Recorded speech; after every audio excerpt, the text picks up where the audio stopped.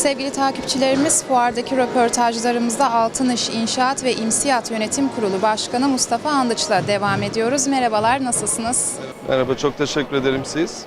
Bizler deyiz, teşekkürler. İlk olarak sizi tanıyalım, bir kendinizi tanıtır mısınız? İsmim Mustafa Andıç, inşaat mühendisiyim. Altınış İnşaat, Bursa Grup İnşaat olarak konut ağırlıklı çalışan inşaat şirketlerim var. Ayrıca sigortacılık sektöründe de faaliyet gösteriyoruz. Bursa İnşaat Müteahhitleri Sanayici İş Adamı Derneği'nin de yönetim kurulu başkanıyım. Fuarın da 3. günündeyiz. Burada evet. Gayrimenkul fuarındayız ve siz nasıl buldunuz fuarı, katılımı, atmosferi? Fuarın aslında üçüncüsü deniyor Rising City olarak ama dördüncüsünü yapıyoruz. Fuarın kurucusu İmsiyat'tır.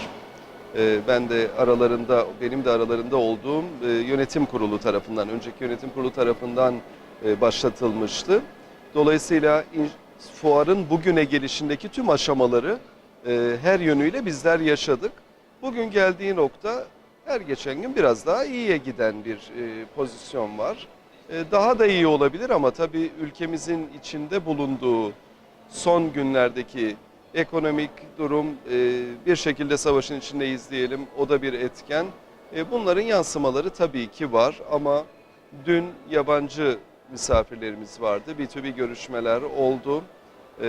Orada da güzel diyaloglar oluştu dün. Bugün de ciddi adette yabancı ziyaretçimiz var. Onlar da şu anda standları dolaşıyorlar. Şunu diyebiliriz özetle, fuar her sene üstüne biraz daha koyarak ilerliyor. Ama hep üstüne basarak söylediğimiz bir konu var. Daha sağlıklı bir fuar alanına Bursa'nın ihtiyacı var.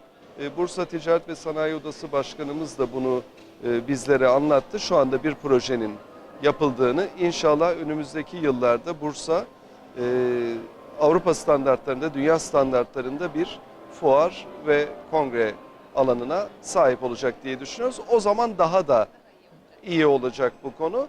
Bir de yabancılar konusunda yine vurgulamak istediğim bir konu var.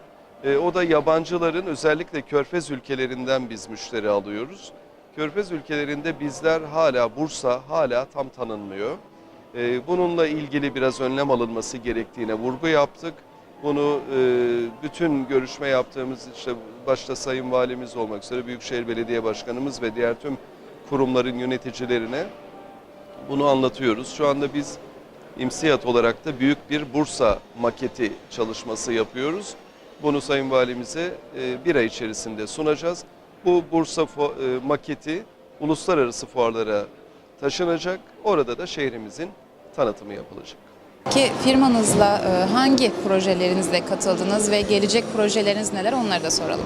Şimdi devam eden projelerimiz var. Bitmiş ama satışta olan projelerimiz var. Öncelikle Mudanya Halitpaşa'da bir projemiz var. Prova Mudanya adı altında. O devam ediyor. Burada onu sergiliyoruz. Kayapa'da başladığımız Kayapa Değer Park Evleri diye bir projemiz var. O devam ediyor.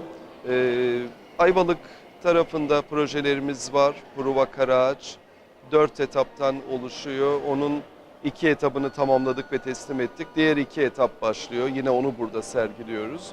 Yine aynı bölgede Ayvalık'a yakın bir noktada deniz kenarında Altınış Güvenal Evleri adı altında 42 villadan oluşan bir proje daha başlıyor. Onu sergiliyoruz. Ayrıca Ertuğrul Kent'te devam eden, Özlüceköy'de devam eden projelerimiz var.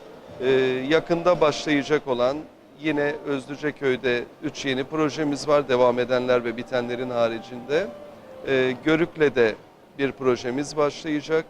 23 Nisan Mahallesi'nde yine bir projemiz başlayacak. Toplam bir başlamış, devam eden ve başlayacaklarla 14 projemiz var toplamda. Peki inşaat sektörüne geçelim istiyorum ben. Tabii. Geçen yılla göre bu yılda nasıl bir değişiklik oldu inşaat sektöründe?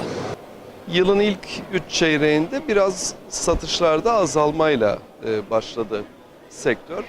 Ama genel olarak hep şunu söylüyoruz, Bursa diğer iller gibi değil. İstanbul'da ciddi sıkıntı oluşmuş durumda. Biraz konut stoğu da fazla orada. Bursa'nın Türkiye'deki diğer tüm illerden ayrıştığı bir nokta var. Bursa'nın hala konut ihtiyacı var. Dolayısıyla Bursa'da böyle bir sıkıntıdan bahsetmek mümkün değil. Tabii konut satışlarını ve sektörü olumsuz etkileyen bazı argümanlar var. Bunların başında da konut kredi faizleri geliyor.